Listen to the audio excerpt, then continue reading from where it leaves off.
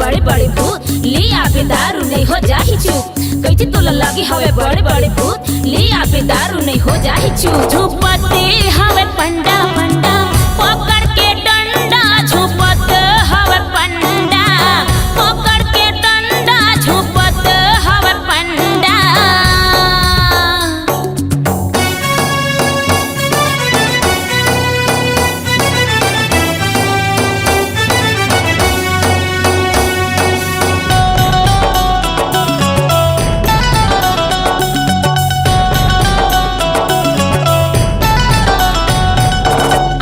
बैगा झुपा पी पी के थोड़ी से बुखार में मंगाते बकरा खींच के। आजकल की बैगा झुपा पी पी के थोड़ी से बुखार में मंगाते बकरा खींच के। झुपते हवे पंडा पंडा पकड़ के डंडा झुपत हवे पंडा पकड़ के डंडा झुपत हवे पंडा।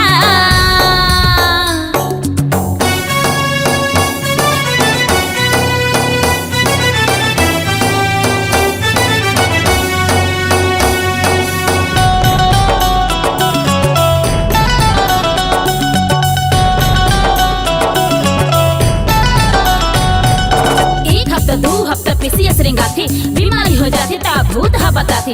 एक हफ्ता दो हफ्ता पीसीएस रिंगाथे बीमारी हो जाथे ता भूत हा बताथे। झुपते हवे पंडा